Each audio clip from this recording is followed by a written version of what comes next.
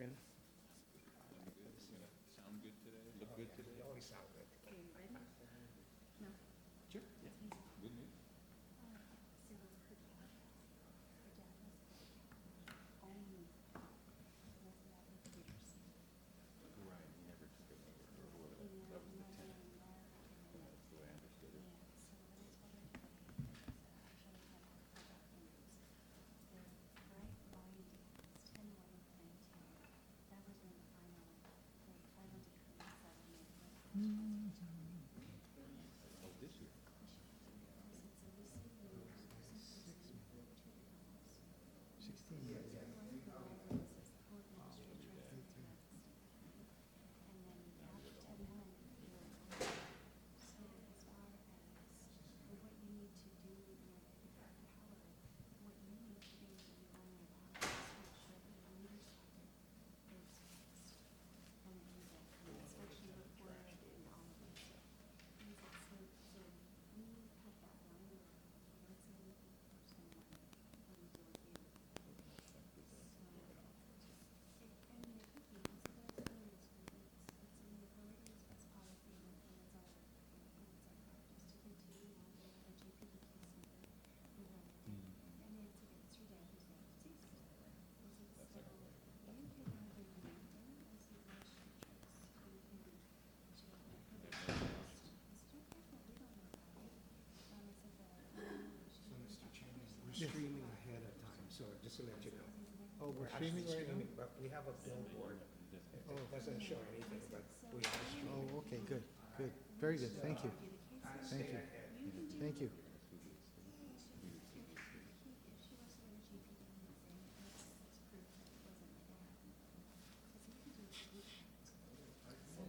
Yep. Because we already have a case for vandalism, or, whatever they want to do. Well,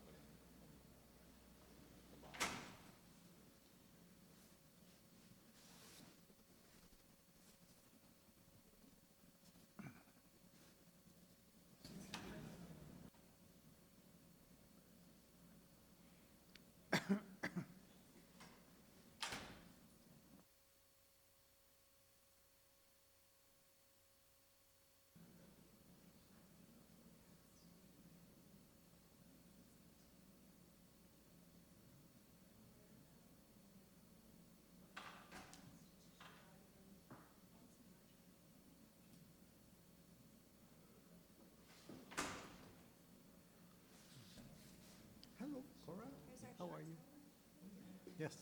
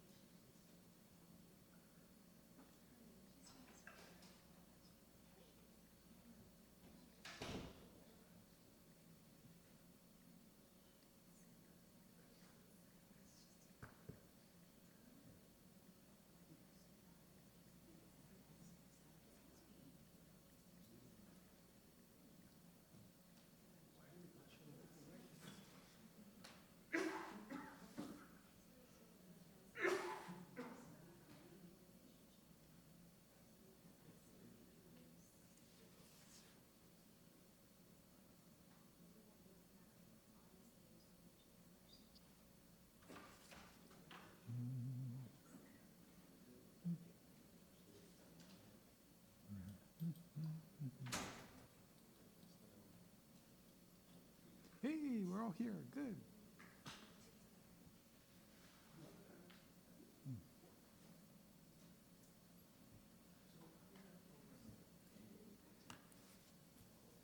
I thought we had wiped out our LEAC under recovery, and no. No.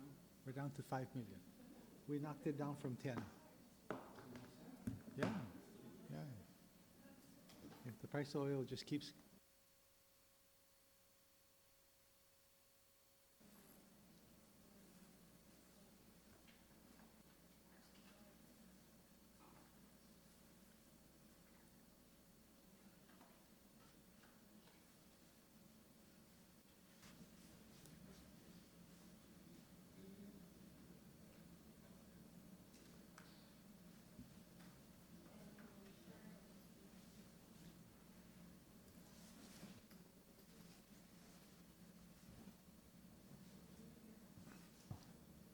But we get to lower the LEAC a little bit. A little bit? Yeah. Hey, you know that people start to use more power.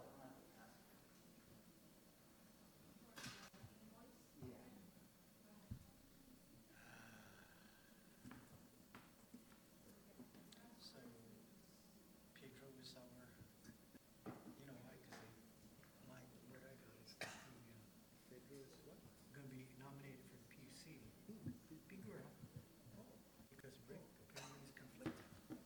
Yeah.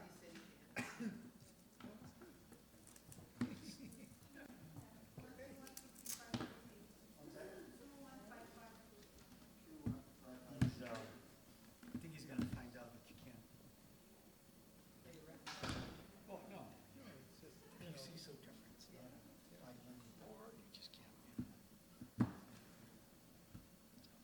and the focus is really limited to rates. So Yeah. It's not day-to-day stuff. And if there's no rate case, there's no. But we are going to have to do a cost of service case for waterworks. John Kim, we're going to do a cost of service soon, right, for GPA? We did it already? Yes. Okay. Really, it's completed? Yes, the cost of service, the calculation is out there. One of the things I'd be interested in is to see, do you remember how they argue that you have a condo building 1 meter and you should make them all residential rates?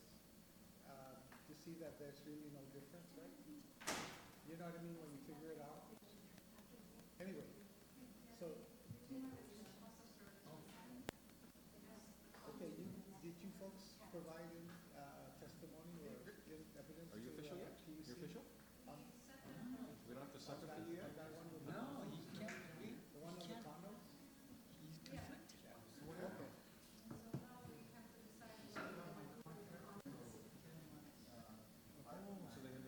That's why Pedro, That's why Pete Guerrero's. that's why Pete's coming in. Lucky us. Yeah, sorry. So blame Rick. It's all right. Actually, it's funny, I saw him at 2 Months today. Pete. Who, you did? Really? Sinahanya and Baza and then Tagerty, right? And I just saw him, and we had a little talk afterwards.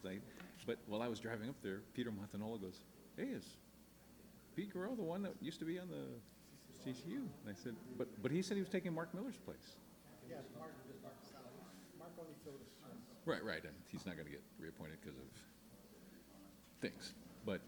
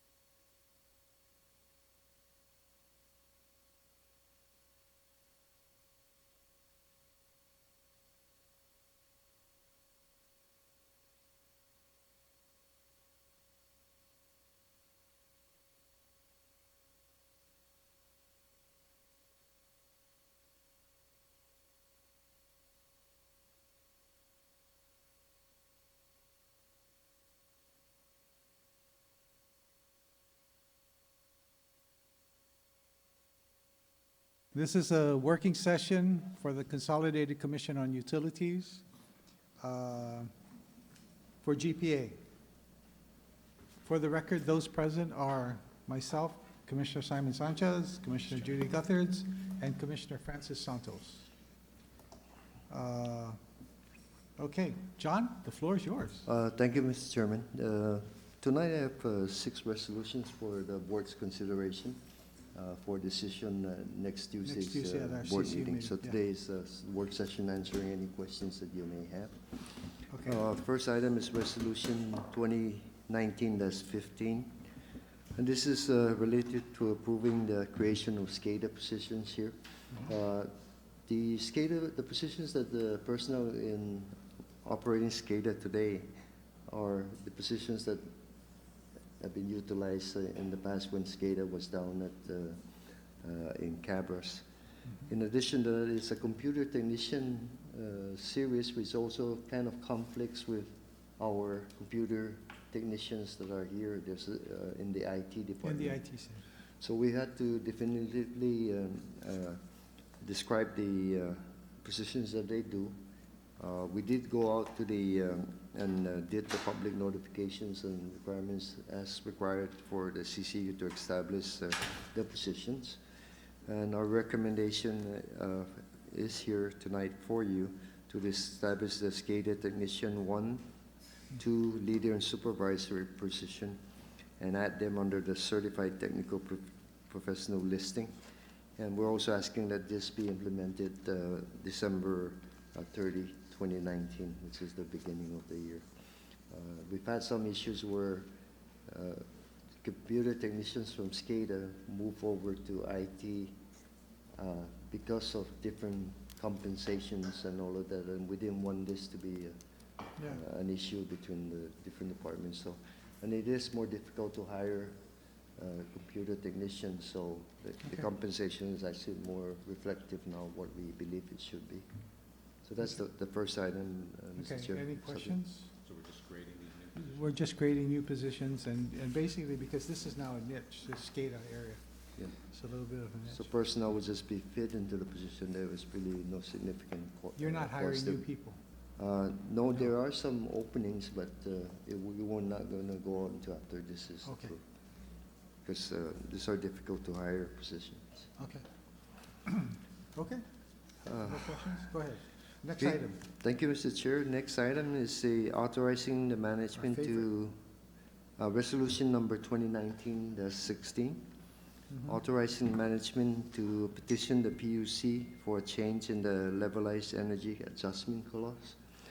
Typically, we have to submit this no later than December 15 of this year for the LEAC period, February 1st, 2020 to July 31st, 2020. And so as the LEAC period currently, which is began in August 1st, 2019 to January 31st of 2020, the rate is 0.154, about 15.4 cents per kilowatt hour. And this actually has been in place steady since May of 2018. So we've held this price and through all this period. And basically, there was if you recall, as you are aware, there was a period of time when fuel prices were rising substantially, so that we were working to alleviate that to the customer. So we absorbed some of that in hopes that the price would turn around. And then it didn't turn around for a while until the recent period. In the meantime, we were recovering our under-recovery. And what we'll show you tonight is that, let me go through my presentation and then show you our recommendation.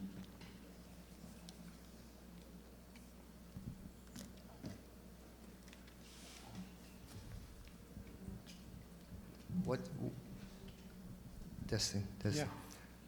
What you see here, Mr. Chairman, is the, It's on. sorry. What you see here, Mr. Chairman, is the pricing for, the blue is ultra low sulfur diesel, the red is the high sulfur, and the green is low sulfur. So as you can see, the trend as over the period of time when we were up to around May 2018, the price of fuel were continually going up. So we were trying to mitigate that by absorbing some of that with our cash flow, until hopes that the price of oil will turn around. Again, it went to a high point around October, November 2018, and then it started to drop.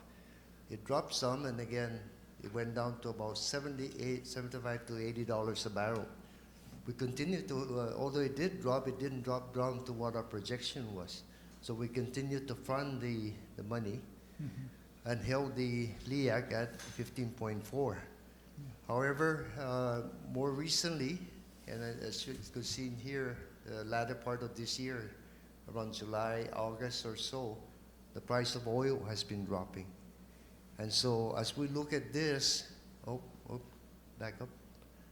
As we look at this, we don't know how far it's going to go down, but it's getting close to where the lowest has been in a long time. What we're also afraid of is that it's just within the next 6 months swing back up again. No, so again, this volatility is very hard to project, and so we're going to try our best to make that recommendation tonight. Next, the last shipment was about $76.46. And that was for I'm sorry, not the last shipment. This was the one we received in October for September. So the way it works is that we order the fuel, and when it's loaded, the day it's loaded, they take 5 days before and 5 days after as the price that we will pay. So as we look ahead, we still have one more that's coming in, maybe around $70-some a barrel. But the latest shipment that we're going to bring in, it appears is going to come in around less than $50 a barrel. So that's going to help us. So this the dropping in the fuel prices that I shown you earlier will reflect over the next two months or so as lower shipments coming in. And if you recall, we hold 60 to 90 days of supply. So that's why the lag and the lead and the lag. So again, 76. So next. Again, this has been our cost of fuel over the past fiscal years. The lowest been around fiscal year 2016 when the LEAC was down to 0.08. And we see it stayed there, but unfortunately, it went up in 2018 and went up in 2019. So here in 2020, we're seeing a decrease. So hopefully, this is something that's sustainable at least for the next year or so. Next. Again, here's the LEAC. Over the past years, as you can see, that's the one that's always impacting our total cost to the customer. As you can see, we've held it constant over the past, now it's almost 2 years now. Next. Our base rate, if you will, has been constant and hasn't been really increased since 2013. Next. Here's the under recovery. As you can see, we went up as much as $16 million of cash that we fronted to help alleviate the cost to the customer. What we're projecting now is that by the end of January 31st, 2020, our under recovery will be down to 4.9 million from the 16 million. No? Next. So again, here's our projection, and as you can see, January, that's what we think. Next. So here's our proposal or our recommendation. First, we've also discussed in the past the possibility of adding LEAC, demand side management into the LEAC. DSM is where we provide rebates to the customers to get more efficient equipment. So therefore, there's two positive results of that. One, it does lower the LEAC, the total number of the fuel costs for all the customers. And in addition to that, it lowers the consumption for the particular customer, which directly saves money also. So again, that's why we're a strong proponent for DSM. Unfortunately, fortunately, we've been able to fund $4 million over the past few years, 2 or 3 years, to DSM from our regular cash. But it's not going to be sustainable, and there are other customers out there that could use or could benefit from DSM if we had a better funding. So if DSM reduces your total fuel cost for everybody, therefore, what we're asking is that similar to what it is with the solar PV or renewables, where all the energy, all the savings that come from it, that the payment of that comes from the LEAC, and all these savings come back into the LEAC, so only the customers benefit from that. We're asking that DSM also be treated in a similar way, because it does vary with vary, and its direct benefit is reduction of fuel costs. So we've included in here a 1.5 million every 6 months, or 3 million total for the whole year for DSM. And again, every LEAC period, if we don't spend that, then we will, give it back. And if we do spend it, then it's good for the customers. What we want to do is today is really just the residential customers that are getting DSM. What we want to do is add those in apartment units, in condominium units, non-profit organizations, and some commercial. So we want to open up the DSM program to more customers than it is today. And so again, and I have another petition to the PUC separate for that, and I will explain all the numbers for that in a minute. But that's why you see here two-part: current market with DSM and current market without DSM. So with the DSM, the projection, the power projection, the numbers are saying the average cost of, and what's the name of that projection, John? What we're using? What's the company name? What's the Morgan Stanley projection, power projection? It's saying $48 on the average, but that makes us very, very nervous, you know. So instead of $48, we have what you call a 15% deviation as a well, not a hedge, but as a contingency, if you will. At the end, it's still going to go back to the customers, whichever, but we're rather not trying to see a rate decrease and then a huge increase coming up. So we're trying to smoothen everything, as what LEAC is trying to do. So if we did that, this is what you're going to see. We're averaging maybe $53, $54 a barrel. So what does that say? That says that this is our recommendation tonight, is 15%, this one, is to request that the LEAC be dropped from 15.4 cents to 13.8 cents. That's about a 1.6 cent drop per kilowatt hour for the period February 1st through July 31st. Now, and that's with DSM, and with that, there's the total bill. There's a 10% drop on the LEAC, and a 6.3% overall reduction on the total bill for 1,000 kilowatt hour customer. Again, if the Commission does not approve putting DSM into the program, then the change will be a 7.25 drop. The difference between the impact the LEAC makes is about a difference of about $2 on the customer's bill in the month. So okay, next. So again, this is the breakdown of the billing for 1,000 kilowatt hours, and again, this is a full recovery, including DSM. Next, full recovery, not including DSM, and that will drop the total percent down to about 21, as much as 21%. But again, there's more risk that if this thing changes to the worst, and there are global issues today like Iran and Iraq and all of those things, that we may be back here trying to say we need to increase it, no?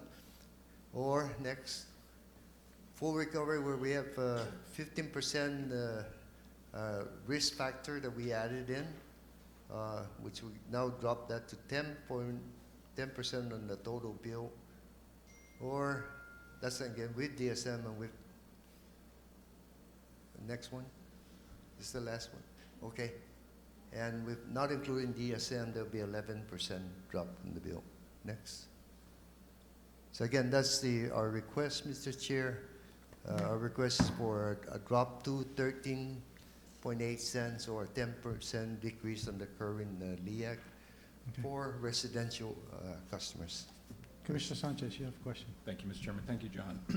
Very positive indicators for our ratepayers that there's an opportunity to take advantage of volatile but falling oil prices and the benefits thereof. And it's really important to stress a couple of good things. We have not changed the LEAC since May of 2018, which is basically going 17 months holding fuel prices steady, even though we know there's been tremendous volatility in the oil market. And it's interesting to see the historic piece where it's actually trended down in the last 12 months, relatively speaking, to the prior period prior to that. Because I always think about the gas stations, right? The gas stations actually have not reflected that kind of drop. And gas station prices are higher today than they were 18 months ago when we last changed the LEAC. But that also indicates some differences. Profit margins, GPA doesn't run a profit margin on its fuel. It also reflects the increase in the liquid fuels tax that was passed by the legislature, not by the CCU. It's ironic to me to see that you have rising gasoline prices at the gas stations, even though there's been, especially the most recent 8-10 months, falling oil prices.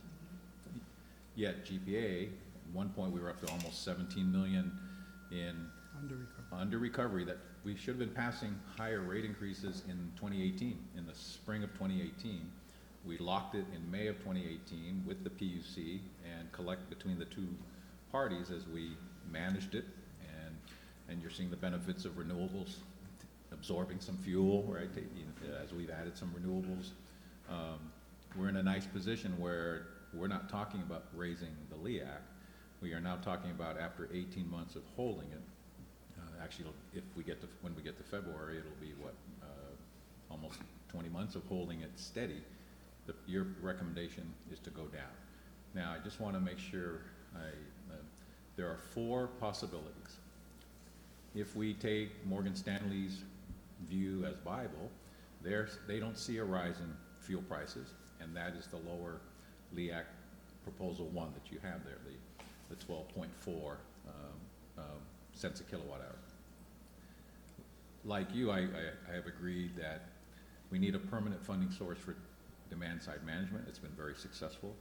I like the idea of broadening beyond air cons and refrigerators, especially looking at commercial opportunities to save money, but we need a funding source. And I've always agreed that when you're saving fuel through demand side management, then the best way to fund future fuel savings is from the LEAC, right? Because we're investing LEAC revenue into future savings that benefit everybody, right?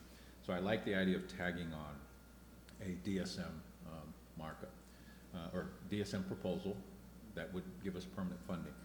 Over a year's basis, if we did the DSM additional, what is it, It's 3 million. 3/10 of a, what is it, a kilowatt? 0.002, 2/10. 2/10 of a kilowatt hour, right? 2/10 of a cent of a kilowatt cent, right? Okay, little less, 1/5 of a penny worth of.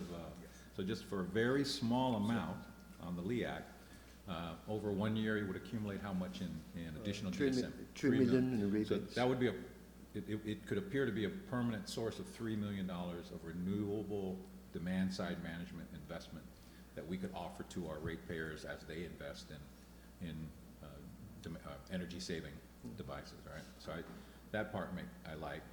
And then you're being conservative if our other, I think it's S&P you refer to, who's the one that's not as buoyant about falling oil prices as Morgan Stanley? We used Morgan Stanley's future pricing. Right, but you refer to somebody else that wasn't as, I thought it was S&P or something. S&P was predict. Less buoyant, yes. yeah. OPEC cutting production and all that. So So S&P is less buoyant than Morgan Stanley, and you're showing a range of, if we were more conservative, in case S&P is more accurate than Morgan Stanley, then the LEAC would still go down. It would go down a little less. We could still fund the demand side management for that 0.2 of a penny per kilowatt hour. But my question is, under all four scenarios, do you zero out the LEAC in August of 2020? Yes. So under any scenario, we recover that 4 million. That's As long as oil stays the same, as long Yes. as the projections Yes. hold for the yeah, oil. That's well, all. it depends. Here's my question, but if we take Morgan Stanley's, back one slide, no, where you had it. If you take Morgan Stanley's, the one on the left, right, on page 27, 27. colleagues, right? All right, that's the conservative. Now that rate zeroes out the 4 million, right? Yes. Now, if the price goes up, So- then you're raising it. Your goal is still to zero out the full recovery. Yeah. So part of it is, I was wondering, at least food for thought, I don't know how my colleagues think about it, but maybe to kind of split the difference and just show us a scenario next Tuesday where maybe it's just a 7.5%, some conservation for, split the baby between S&P's projections and Morgan Stanley, because everyone's projecting. We always get to revisit it every 6 months, and we now have the financial strength and capability that we've weathered on behalf of our ratepayers as much as $17 million. So if this rate is set in February of 2020 and we get to next August and it's under recovered 1 million, 2 million, that's nothing for us now, right? I mean, it's something we've been It's able to manageable, absorb. It's very very manageable, right? And that's due to our improved financial strength as an organization to be able to handle that, and we delay a CIP, an internally financed CIP, but we have that financial capability to help our ratepayers to the tune of 17 million. We can lower the LEAC under any of those scenarios and zero it out. So, and I'm thinking that it's good that we're conservative between Morgan Stanley and S&P, so I'm wondering if you ran a scenario for Tuesday, just for educational purposes, and where we kind of split the difference. Because even if you're off a little bit, you're not gonna be off a lot come next August, and we've carried as much as 17 million. You're not gonna be under recovered anywhere near any of that number under any of these scenarios, right? You're zeroing it out no matter what. So if we're off 1 or 2 million, to me, it's not a big deal, and we still have a steady source of 3 million of constant DSM. So the only thing I was thinking, colleagues and Mr. Chairman, was just run a scenario next Tuesday that would show us what happens if it's a 7.5% market movement, and that would still zero out the under, and we would still zero out the under recovery. But under any scenario that you're proposing today, the 4 scenarios you're proposing, with conservative oil projections or less conservative oil projections, with funding, creating a funding source for up to $3 million a year in annual DSM or not, under any of the 4 scenarios you propose, the LEAC would go, the proposal to the PUC would be to reduce the LEAC somewhere to 12.4 to 13.8 cents a kilowatt hour from the current 15.4. Four. Yeah. Under all 4 scenarios being proposed, it would lower the LEAC and lower the power bill for our ratepayers under any of the scenarios you're presenting, correct? That's correct. So that is very good news, I think, for our ratepayers. So that's the only other thing I threw out there, is just run That's a good another idea. scenario. We split the baby. What's it look like? So we'll work in 7.5% risk factor, and then we'll take it from there. And again, no matter which way it rolls by July, it'll be within the. We hope we just will be within the numbers that We we hope it's no projected. worse than 15, Yeah. especially if we're going to lower it, right? But the good news is that at least now we know that what's coming up with the drop in prices. Because the way it works now is that we don't pay for the fuel until it's loaded. Right. So we're already seeing the pricing come down, and Right. then we already have an order in for fuel, which should be getting loaded pretty soon. Right. So the So we earliest we'd be know- impacted is February-ish, March next year, of if it went up. Yeah. then we would be looking at that purchase, but you're Yeah. already into that LEAC, you know. And then, again, the PUC looks at it in January to Yep. set it for February, and then we also have. They have the Yeah. last We bite also, of it. work- They get to Cora's see. not gonna retire, so Yeah, we can work with them. double check it. Yeah, work with them then. Yeah. Well, that's the point. The PUC gets the latest numbers in January, just before they pull the trigger on it. And the other thing is, any reduction could give you considerably higher sales. You know, people will turn around and every time we raise it, people tighten up on their on their usage rather. So if we give them a little bit of break, then I'd say, hey, so I'm all for it. Okay? Mr. Chairman, Sure. I know we had a healthy debate about the source of DSM funding in the past at our commission level. So management is proposing that to put DSM in LEAC. Yes. I don't think this is on, I'm with you, No, Mike. I'm not having a problem. Maybe this is plugged in, yeah. But the management is proposing to definitely fund the DSM going Through- forward through the through the LEAC LEAC, yeah, which at this is- 2/10 of a penny. And I, just at least on the record for our colleagues, I mean, I like that idea. No, it makes I know there was sense. some discussion. Yeah. And as long as we're kind of killing two issues with one. Sure. One proposed With one decision move from yeah. management. Yeah.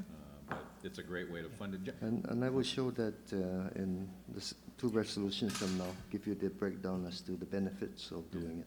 And Sure. then, can you talk a little bit about, again, even by Tuesday or in a subsequent Tuesday. meeting, the DSM program where you're considering adding other choices that would qualify for DSM funding? Could you give us, even if it's just a summary, right now DSM can be used for this.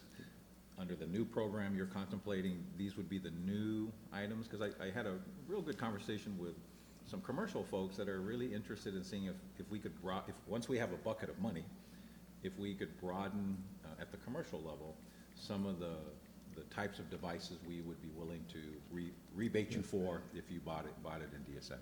Well, there is a list that has been approved by the PUC, and so we will show all of that. Sure. But And I thought we then, didn't fund some of those. I thought we said. that's right, we show the list, but it was Not all of those subject were to eligible. funding. Yeah. Right, And even from that list, we couldn't fund the key, some of the ones you know, wanted. we couldn't add, like I said, the apartments, condos, and other, because it's just, it was too much in one time, right? But it does show the success of the program.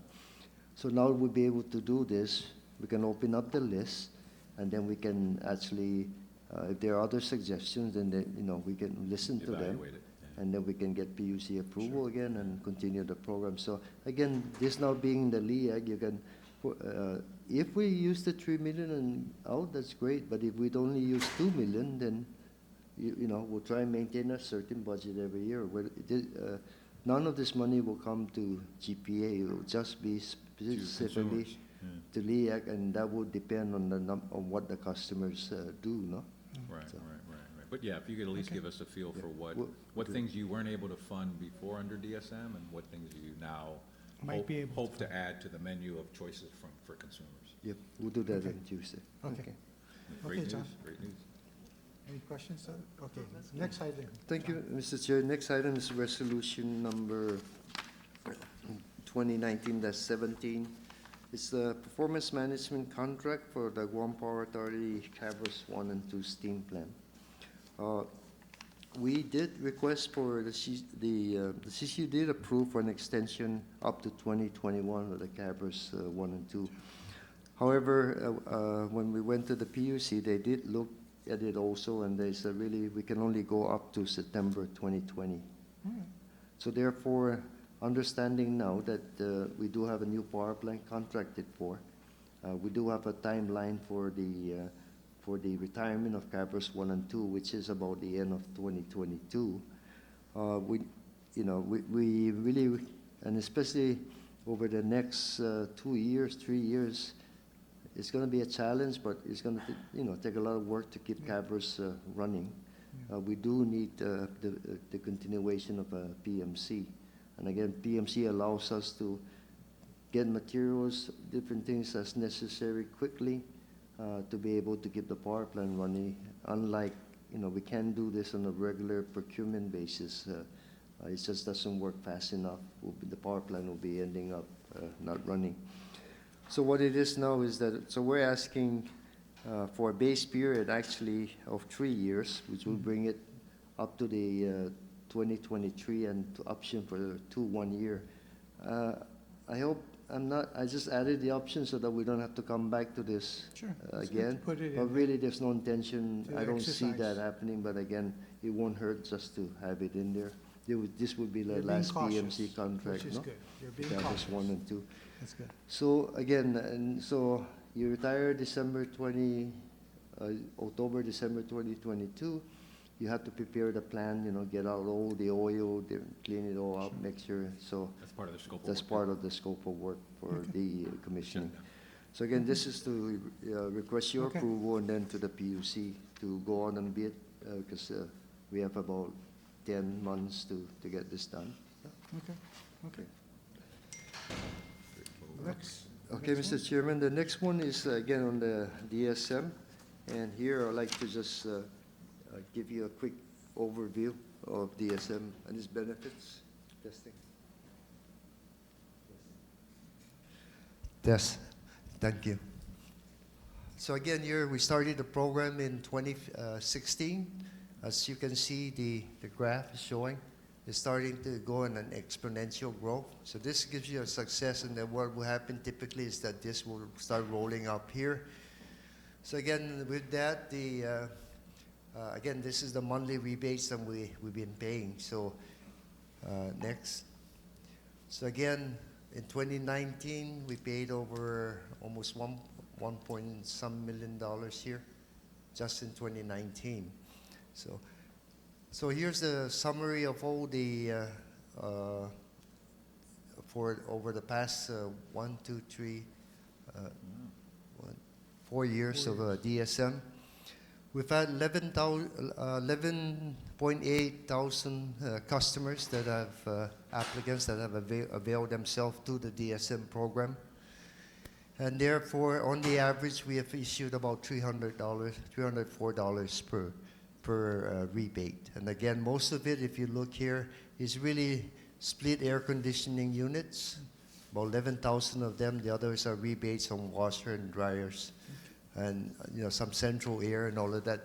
But again, this is just a small part of the total list that Commissioner Sanchez is asking for, which we give. Next.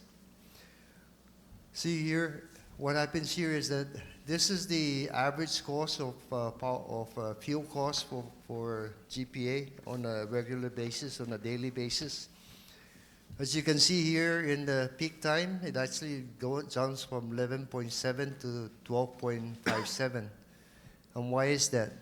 Because right here in the peak time, as you can see, we run more the inefficient units to carry the peak. Therefore, the cost of energy, fuel cost by those units is higher, as much as 22 cents a kilowatt hour for those units to operate just to make the peak. So when you have DSM, which reduces the regular constant load of an air conditioner throughout the day, your peak drops. So now what are you doing? You're saving now from these 22 cents. Keep dropping this, you're really saving fuel for the total LEAC period. Next. So here is an idea of the 11,000 customers. Commissioner was asked what have we avoided in load. We estimate we at minimum avoided about 3.1 megawatts with the 4 million investment that we made. No? Now what does that mean? That means that these are all residential customers.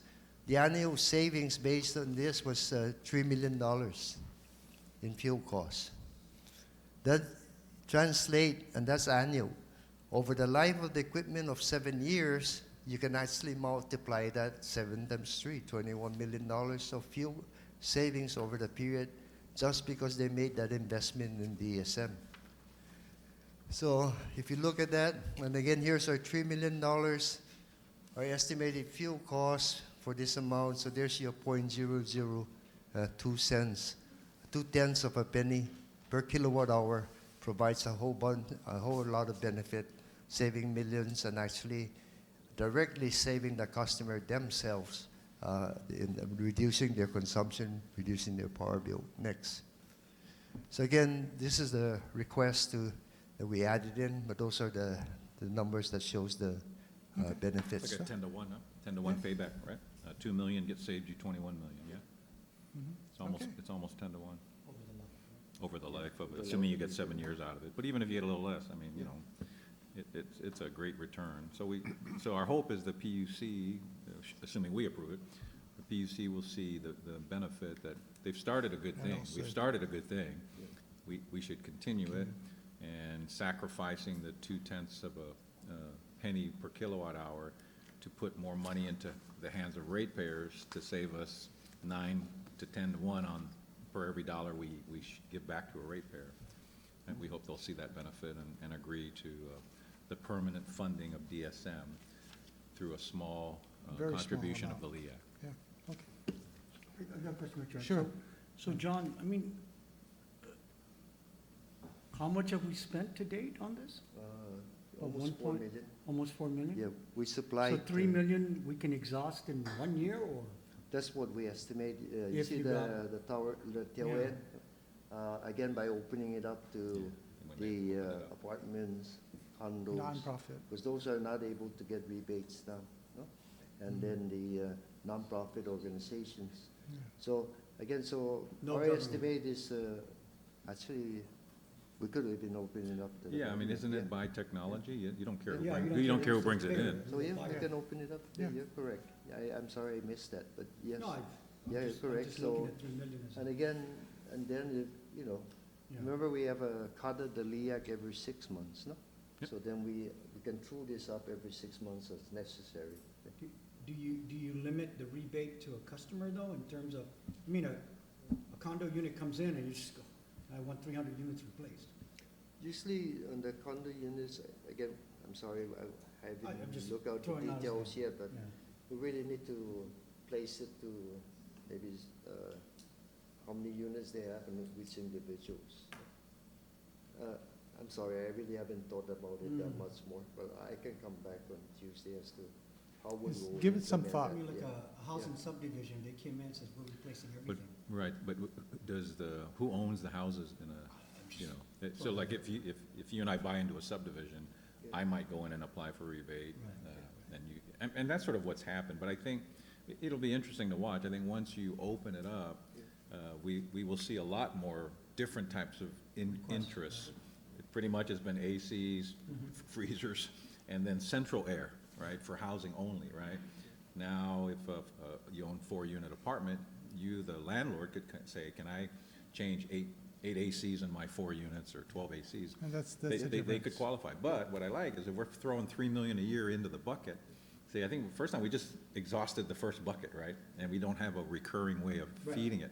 Now we're proposing, let's generate 3 million a year, especially with that kind of payback. I mean, God, why wouldn't you? Where does 10 an to 1 electric car anytime. come in? No, Or that, anything electric vehicle or? no, that would be a different program that we're gonna work out for electric vehicles. But again, I have to look at, I have to think that out a little bit more because that electric vehicles will actually add more Demand. sales, no, and everything to ours. Oh, yeah, So that's therefore, Which is we, okay. you know, we can encourage by providing something on that, versus the LEAC, right, is saving on the fuel. Here, the electric vehicle is gonna bring us more revenues. Right. Correct. And really that's, you know, we want to see that because again, one, it's good for the ratepayers and secondly, it's good for the transportation industry in Guam. It really doesn't have any other solution yet to help An this. electric car doesn't pay the liquid fuels tax. Yeah. It just pays Well, it's right? like the You plug it tax. in at your house, Right. right? And you're paying 25, or if this goes through, 23 cents a kilowatt hour. Right. 10 plus 13, that's your benefit. If that's cheaper than running down to the neighborhood gas station. Meanwhile, we're picking up demand from car owners. I mean, that's really the whole migration, the whole benefit of electric cars Yeah. is that they will bring new demand for electricity, substituting electricity for going to a gas station. It'll be a battle between the electricity companies and the oil companies, per se, for that customer, I mean, I as you don't add think more. we've ever- I mean, I don't think we've studied it enough to, Yeah. for us to The- be the pilot leader on. Yeah, I think there, you know, there, you're correct, and there's really has been a lot of experience now, Hawaii, other areas, the states, they're really pushing. However, the biggest constraint that I've seen for us is really the pricing, no? The price of it. But what I'm seeing is that the OEMs are increasing the number of different types of models, which will begin to drop the prices. So where we're heading with this is really now that the plan is in place, we have the 25% renewable almost all locked in with the phase 3. We need to upgrade the IRP, which we're working to try and do that by June of next year. Good. And within that RFP now, you have the renewables, you're gonna have the electric vehicles, and you're gonna have demand side management. And we don't have to worry about additional conventional generators because now we have the generator. So now, on that being the focal, we can find ways to all this. So our goal is to have that to the commission by June of 2020, next year. Are you going to, in the past, I know we're a little off topic, but on the IRP, which I really look forward to, there's a number of, as we have really become experts on utility scale, and there's more ideas about doing more utility scale, but we also realize that there's a role for smaller scale renewables, but you know, what's the right fit? Because not all small scale renewables actually make sense, right? But nonetheless, there are honest attempts by other utilities to model, you know, rent a panel. I can, you know, I live in an apartment, but I want a piece of solar savings, so I can pay GPA to rent part of a panel that we're buying, and you get a little discount. Or you can rent somebody's rooftop. We can partner with the private sector. They put something on the roof, and we buy that energy. We control that energy. So I was just, when you can, because I know in the last few months there's been a lot of healthy discussion coming from the generator. I know there are players in Guam that would like a feel for what are the other things you're modeling in the IRP. That as you look around, John's team looks around and says, hey, these are best practices in other places. That's an interesting program. To the degree we can get that out to the public and get them engaged a little bit with their thinking on, you know, what do they think about the things we're modeling. So I kind of want to avoid this thing, well, you didn't model this, you didn't model that. It's not like there's 100 things to model. That's the one thing. There's some good ideas, but there ain't 100 of them. But what are we looking at? You're correct. The process for the IRP includes stakeholder participation. Good. We make an initial cut at what we think are alternatives. Yeah. Then we do go to the stakeholders. Perfect. There's the commercial, there's the, you know, and regular. Ratepayer side, supplier side. And again, and then all of that, utility scale, there could be Smaller scale. smaller scale rooftops, things through the Guam Power Authority to manage that, and so those are the things that You're looking at now. looking at. And again, we will be going through a stakeholder process, so that when we have something before you, you know, it would have been vetted by a lot of the community already, no? Good. Good things, all good things. Next. Okay, Mr. Chair, the next one I have is Resolution 2019-19.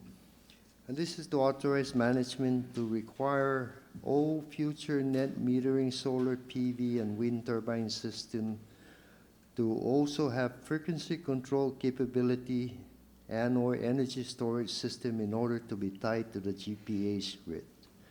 Now let me tell you why.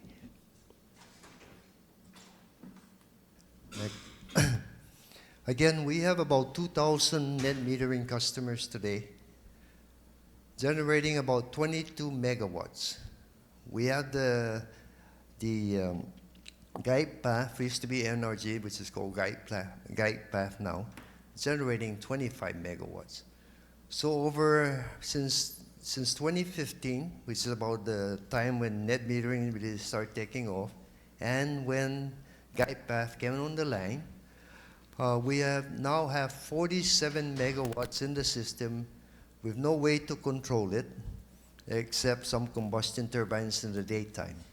So with this experience now, what is it telling us? Well, first of all, we did decide that any renewables after, for any utility scale renewables after GAIPA, phase 1, has to have batteries. So therefore, phase 2, both have batteries.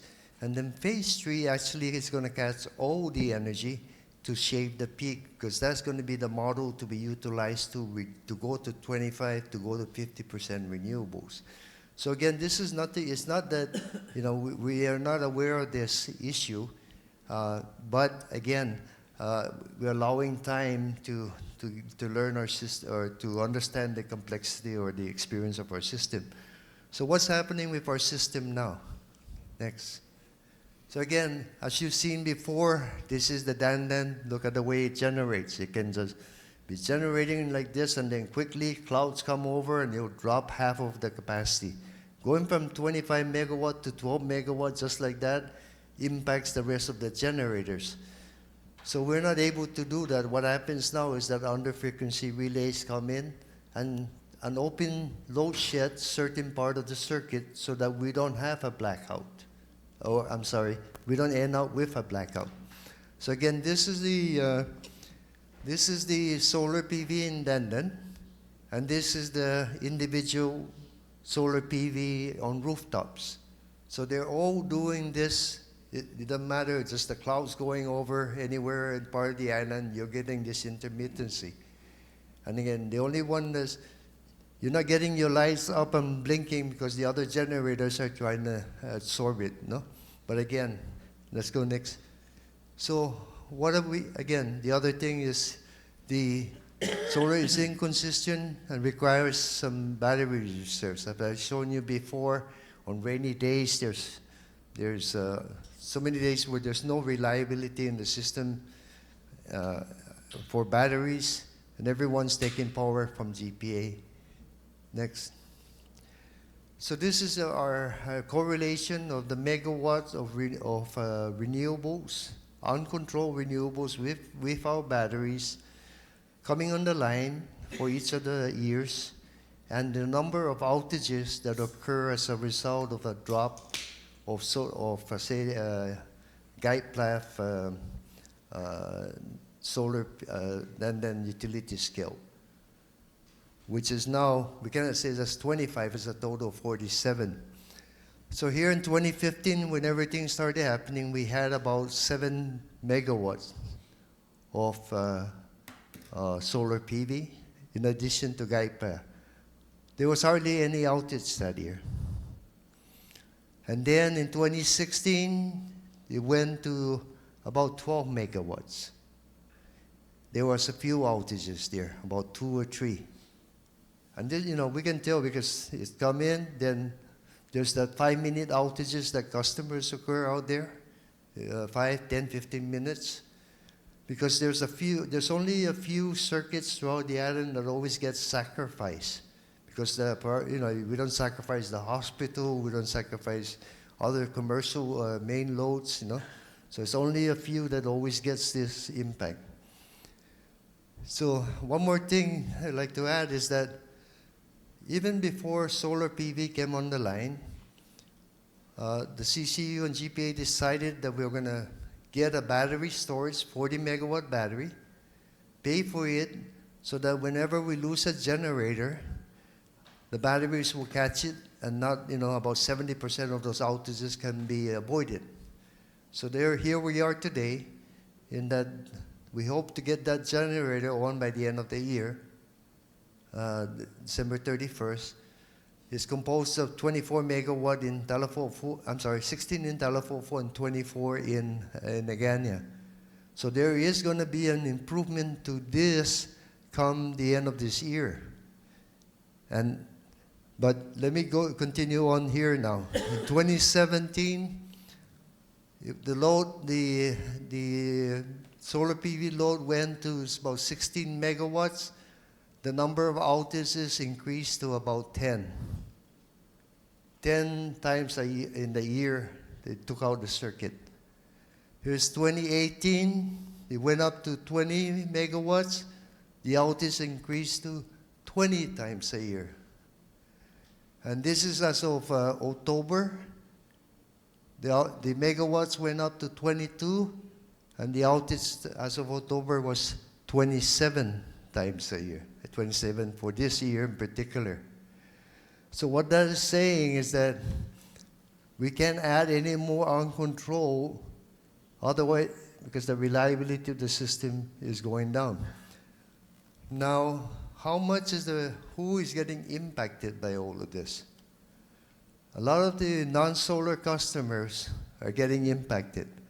They're the ones that we bought the battery, for everybody to improve their reliability. So when we do put that battery on, it is going to improve the reliability probably back to, over around here. Okay? If not, I hope better. But to continue and add uncontrolled into the system will continue to degrade the reliability again. And then we don't have that alternative yet, see? So this is the reasoning for all of this, is that really those customers that have been put in the system for hoping for reliability improvement, which we're going to provide shortly, shouldn't have to be degraded again. And give you an idea, how many customers, every outage, 27 outages, one outage impacts about, on the average, 4,000 customers. See? So this is why in the beginning we wanted to add this 40 megawatts of battery and improvement. So this is the point where we cannot continue to degrade it for that group. No? So again here, so that's 4,000 customers, 27 times this year it took it out. Not counting the other parts for the generator. Next. That's it. So that's the presentation. So I'm saying beginning January, old solar PV coming in, new solar PV. I'm not even talking about the ones behind, no? But at least there's going to be an improvement already. But we cannot continue to degrade it. That's my technical. Yeah. How much is that going to cost to the solar power customer to buy batteries? Depends on what, No, yeah, it depends on what, Depends on their configuration, yeah. Yeah. I looked at what is being sold for batteries, and even at the legislature, some of the 20,000. they were asked. Over 20 years. Yeah. So they're talking about Typical house. 6 to 10. I think I estimated it could be 6 to 10,000. No. But that one only Which- lasted 10 years. In the testimony Yeah. at the hearing, that only lasts 10 years, and they got to. Yeah, the batteries only really last for 10 years. Secondly, the batteries, one set of battery, in my opinion, doesn't carry the whole load. Right. So you'll carry most of the load for the house, but more, what it's going to do, though, is going to help us make this smooth. So that's the thing that will make it where the intermittency go away. If you're asking me what the average cost may be, I think I estimated anywhere between 5 to 7 cents a kilowatt hour. And this is both for commercial and residential. Mr. Chairman, a couple of quick questions. So, John, correct me if I'm wrong. So, particularly in Hawaii and in other places where penetration really began to take off of commercial and residential solar PV, I think Kauai moved to this a few years ago, where on a going forward basis, you have to have storage, right? And that sort of gets into this whole NEM versus non-NEM, who's subsidizing who. We sort of avoid that. We now minimize that argument on a going forward basis that says, look, you can hook up solar to us anytime you want, as long as you have storage, right? That's what this proposal, if I put something on my house, once this becomes policy, in order for me to sign up and remain a GPA partner, because I could go off the grid, right, if I buy enough of my own stuff, right? But to remain tied to the grid and eligible for NEM, I have to have a battery. And so in many ways, we're making the future consumer pay for a battery that they're currently getting from GPA for free. And we get into these sometimes esoteric arguments about, well, the value of solar is because you don't have distribution and you avoid this and you avoid that. If every new user of solar energy tied to GPA has its battery, you end the argument about what being the battery. We no longer are their battery. They're the battery, and they know the true cost of being their battery, 5 to 7 cents a kilowatt hour, 20,000 over 20 years, and then they can make a decision whether to go solar, whether to stay with GPA, whether to go completely off the grid, right? But we force the customer, the future NEM customer, to say, look, when it comes to battery storage now, you must put one on your system. All right, but am I correct? Is it Kauai requires this now, and does HECO now require you all new to have storage? Right, it's required, right? So, but my other question is, you're showing it to us today. We're going to pass it on Tuesday. Have we even run this past anybody but ourselves, like the NEM community, just to say, hey, this is what's being proposed. You got any issues? You got any? And we're proposing that it takes effect after we vote on it tonight, Tuesday.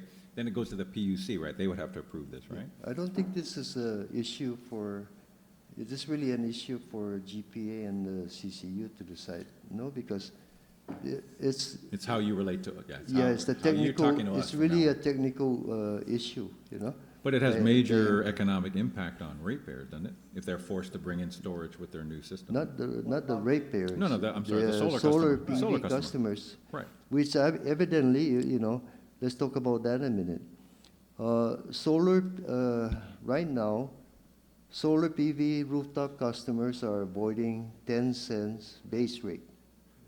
So they're not paying for the depth of even this battery coming in. Or the battery roll that we They're play for not them. paying for the grid. They're not paying for anything, basically. Which is what, then so at the end, I have one more thing that we need to try and work out, and we're just trying to make parity across, you know, across all of these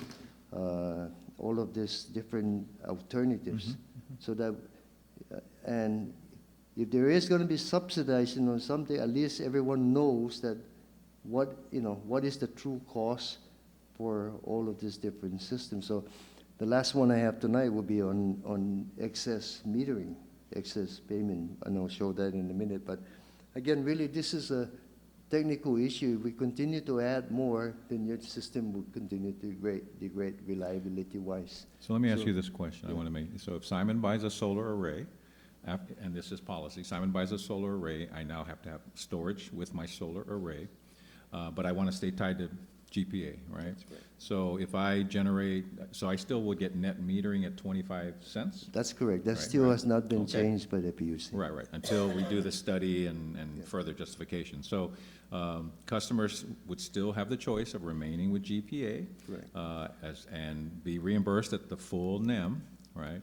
But we're requiring for system stability to protect non-solar customers from the erratic system response to adding, you know, the blessings of renewables and adding solar is you avoid fuel, but you increase reliability issues, right? That's correct. So we're trying to mitigate the risks that affect reliability by, on a going forward basis, having new solar customers joining GPA's net metering have their own storage. And this policy, maybe this is something you can do by Tuesday. What other communities have adopted this same approach? Because it seems very similar to me. I hear more and more communities saying, all future solar after this point, you gotta come with storage. You can't do it. We'll check and try and get back. However, the most important thing that I think is really is how is the Guam system operated, no? That's true. In Hawaii, say Oahu, no? You have maybe 30 or 40 units running. So it's like having a telephone pole and about 100 people are carrying the telephone pole. Then one or two drop off, you really don't feel the impact of the drop. But when you have only 4 or 5 units running in Guam, And one burps. one and burps, One drops off. guess what? The load is being carried by. Load, unless you reduce the load. So, But so Kauai to yeah. me is a better model for us anyway. One, it's smaller than us, but it's really isolated. And when you adjust for their little hydro and their little wind, just look at the solar piece. I mean, we saw what they said this summer. You know, we love solar, but I ain't getting rid of that generator, It just doesn't in case. provide the reliability. For reliability, Yeah, right? and this is again, going back, well, this is where one of our arguments, which, it was that 5 cents a kilowatt hour for the power plant, whether it runs or not, is your reliability cost. 1 day of full renewable reliability is 7.5 cents. 2 days is 15 cents. So every day of reliability is 7.5 cents more. The 5.5 is Just fixed forever. 364.5. So that's why the combination of the conventional plus the renewables Is where the really savings comes the in. best savings. No? So, So this is a reliability, this is Issue. a issue, Yeah. right? But it would be helpful, at least for me, to think about two things, just, are there other communities that have adopted the same We will approach check. that are parallels to us? I'm with you, don't, I think comparing us to the national grid is a waste of time. But I like sophisticated islands, and, to me, Oahu got a late start, Kauai Electric, because they're like us, it's publicly owned, they don't have money lying around that they can just grab, right? And so, and they are further ahead, but I believe they've moved to this same policy, so if you can confirm that. But the other thing, Mr. Chair, is just that we're proposing something on a Thursday, first time I've seen it, although I know we've talked about it conceptually. We may approve it Tuesday, but we haven't let any stakeholders even be aware, other than today, that we're contemplating this. Would it make sense for us to at least give them an opportunity, come in and ask questions? How would we, we have stakeholders that are trying to sell solar right now. If we pass it on Tuesday, this affects them starting in 45 days, right, 60 days, right? Would it be good, governance for us, being a community provider, to maybe delay the decision and just get some feedback before we adopt it on Tuesday? Because right now you're telling 3.5 people, and it's the first time any of us have heard about it, and the rest of the community, if it's covered at all by the media, will hear about it tomorrow, and we're deciding on Tuesday. We haven't had one stakeholder.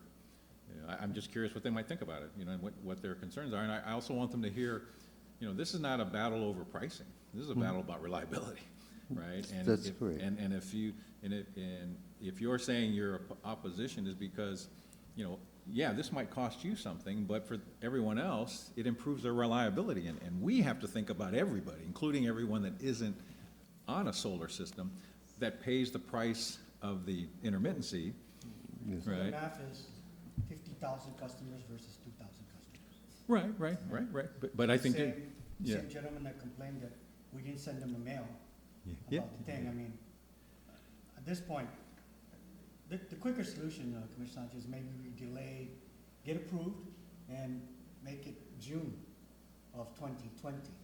Gives you enough But I time don't want to approve it and what if we find out we don't like it? I'd rather find out now we don't like Who it. doesn't like it? Well, The only whomever. ones gonna complain are our friends Well, on let's the at north least, side. but I wouldn't mind here. They I'm just, complain if we didn't want 200% so well, far. yeah, maybe, but I mean, No, I don't get it. I don't understand.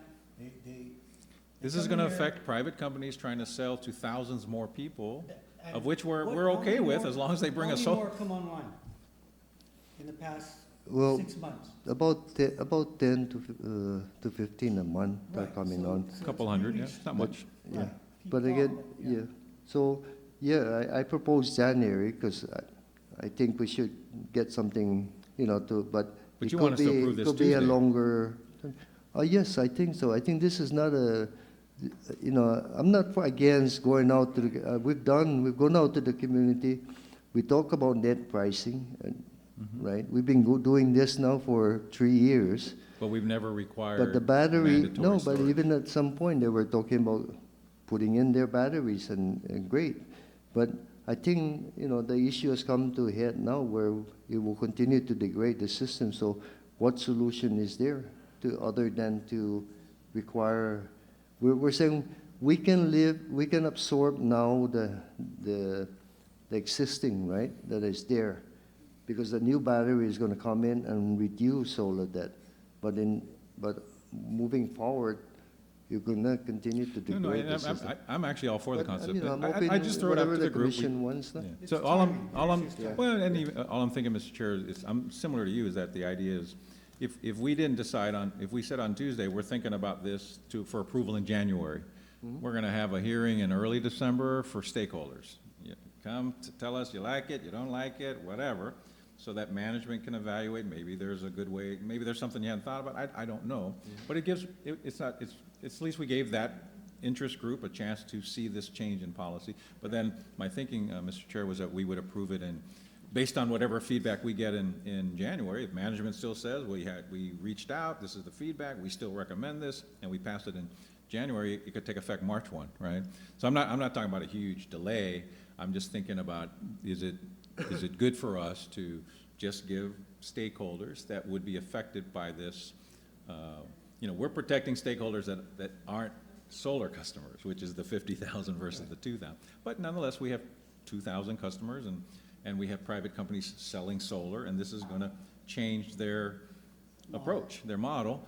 Do we at least owe them a chance that this is what we're thinking about, what do you think? And then, over a short period of time, come back in January, and management can summarize, do they wanna keep that program? We could approve it in January, it could take effect March. So I wasn't thinking of a long delay, but just some delay just to give stakeholders a chance to comment. So I just throw that out to the team. John? Okay. No, I think John, he wants to, Oh. I'll give this guy. John Beesgood from Austin Grass, and I really love his analogy about the power pit. Telephone pole. Telephone. I like that. Okay. Power poles. If you look at the graph, what you're seeing John. is that for smaller incremental increases in NEM, you're getting more larger outcomes. So even if they add smaller and smaller, you're going to see those outages go up and faster than the increase in the amount of NEM. Yeah, so I don't think this is a question of whether the policy is good or bad. I think it's just a public informing the public. That's all I'm coming from. I support the policy. Okay. That's all. Okay. That's all I'm throwing out. Okay. I'll, Yeah. Think about it, and we Yeah. talk about Tuesday. We can. Okay, One and more. one more, Mr. Chair, 2019-20.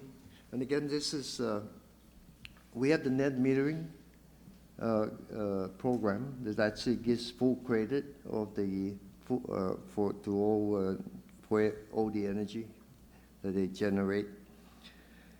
And what happened was in 20, let me see, I'm sorry, I'm a little behind here. In Last year, right, 2018? CRP, They told us no. oh, in net metering, December 20, oh here. In December 2015, there was an option provided that net metering customers can elect, can get credit and get paid for the excess generation At the year end. or carry it over to the following years. Now, typically, net metering programs don't do that. Even Honolulu and all of that, whatever excess you generate goes back into the grid. And part of that reason could be also is that it tends to make customers overbill. And let me show you the impact, because right now, as you know, I continue to say, and I hope we could resolve this one day, not too long from now, is that there is a subsidy of the base rate, and you can add, say maybe not totally the base rate, but majority of the base rate already to these customers for using the grid, and everybody else at one point in time when there is a need for a rate increase, those that are non-solar are going to pay more as a result of all of this. But in addition, and of course, that's hard for us to budget every year. Is it 3.5 million, 4 million, 5 million next year that we have to reduce our budget to make sure we accommodate this non-revenue? But in addition to that, now we have to pay the excess. So right now, the excess credit we're paying was in 2018 was 86,000 with a carryover of 241,000. So that means in 3 times. 2019 or 2020, we could be paying out, in addition to the loss, pay out another 300,000. So again, and typically net metering, it really doesn't include credit payment or credit for excess reading. So what we wanted to do is, here's the, Thank you. So here's the numbers. Here's our sales. And again, you know, this is our 10 cents. We keep coming down. We're breaking it down. As you can see, and we're preparing something, we're going to be going back to the PUC to detail really what is, you know, we're going to work with them to try and get to a resolution as to what is avoided and what is not avoided. In my opinion, they don't avoid debt. It's a 1.9 cents a kilowatt hours. Capital investment is not avoided unless we don't do it, 1.1 cents.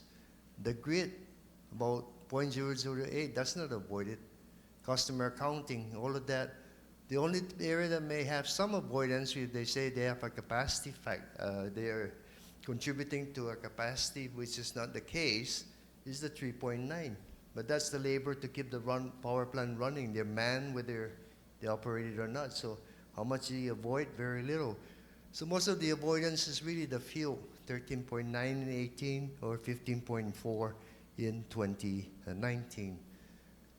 So again, this is what is the loss of revenue, or that could be used to pay the fixed costs, which now the others with non-solar are burdened with.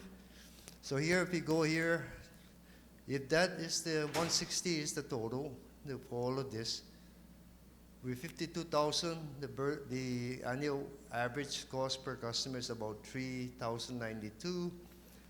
50,000, if solar is not contributing, is 3,215. Therefore, there's $124 additional burden to each of the 50,000 customers.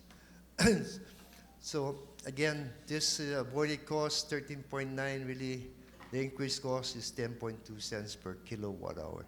Next. So again, where we're talking about is in addition to this, if they generate extra, we're paying. So, you know, I don't know exactly, but I could see that there's a tendency to over-generate. And we can prove this over here where we generate how much excess. So now, and so what is the answer for, this is what I was going to end it with. So as you can see, we're getting full credit for 25 cents, right? Once we have this policy where they could So it was an incentive. how much does it cost us to generate that same power? That 13.9 cents. Right. So when you go over the credit, it costs you only 13.9, but now you're going to pay the full 25 cents. That's a windfall. Yep. And an additional burden to the non-customers. Yeah. See? So that's the whole issue here.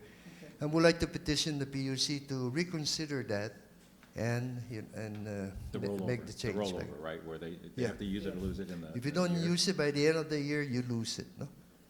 So that prevents, and it also reduces the burden on all the other customers. So what does that mean? If right now I can accumulate it and then tell GPA when to reduce my bill or when to take it? Is that how it works now?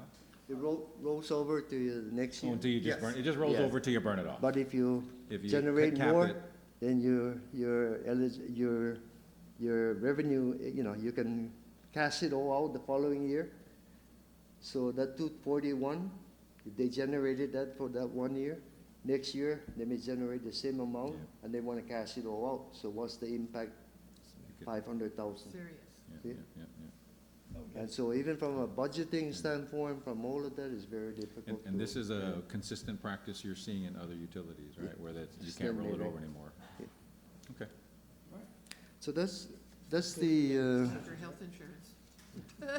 Yeah, yeah. That's Can I what roll it my is. deductible over? I didn't use it. Can I roll it over? Well, Exactly. what the nature say. Yeah, exactly. That's interesting. so that's the resolutions I have for consideration, Mr. Chair, for next week. Anything else? John Kay on our finance? Yeah. Is that okay? Division reports, anything? No, I mean, I'm just asking, because you can always do it on the, Regular meeting? because we're basically closing out the year, right? Yes, we are. Yes, we have the, we have the financials. Yeah. Yes. That's Okay. finished. overall, I mean, to highlight it, the Wow. overall sales and revenue is about the same as prior year. About $161 million. But you sold less KWH, huh? I'm on page 155. Yeah, revenue-wise is about the same as last year, $161 million. KWH is almost practically the same, it's a 1.56 gigawatt hertz. Well, I'm reading from your summary, John. You said Yeah. total KWH sales was 2.7% less. Oh, I'm sorry, less than projected. Yeah. And I'm sorry, and you're saying it was, but compared to last year, even, flat? Yes, flat, yes, Okay, last year. so just bad projecting. So, okay, so flat. Yeah, okay, yes, okay, flat, yes. Okay, okay. But in terms of operating expenses, we did much better. We budgeted about $76.8 million. The actual came out to be about $67.9 million. So it's- Nice. Watch out, the legislature's gonna appropriate the surplus. Now, can I, bond covenant? They already gave that. But another bad projection, you projected we'd only make 8 million and we made 21 million. Keep making those kinds of boo-boos. Those are good boo-boos. We like, bad project that way. Yeah. Our labor total is down to just about 460. What was the big difference between when you thought a year ago we'd only make about 8 and you made 21? Did any one item jump out I mean, that's all on the base rate side, so what would that, what did you, and sales didn't go up, right? We didn't change any rates, so it sounds like you whacked expenses huge time. Was there one item, I haven't had a chance to look at it, but was there one Yes, item? we're going through the analysis and we'll present that. Okay, On yeah, the just- which Which items really yeah, which, stuck out. yes, yes. Okay. We Yeah, can so you do talk a it little bit about Tuesday. that. Yeah. Okay, And then even the GM report, I thought, you know, I always ask on a Thursday, what do you want to hear? Well, where Then the Just give it GM to Joe. report on Tuesday. and we'll ask him for the summary. Okay. All right, we'll see you all on Tuesday. Thank you, That's it, right? Mr. Chairman. Good. Thank you, Mr. Chairman. Have a nice weekend, Have a nice everyone. week. That LEAC news will be good, very good, very welcome to our Lester ratepayers. already went to, Yeah. Yep, He great. read the agenda. Yeah. He called me up and goes, is the LEAC going down? I said, yeah, I think so, come on this afternoon. Yeah, he's a lot of experience, he's used to seeing this twice a year was that? Oh, no, he'll, already, hopefully, yep. all week.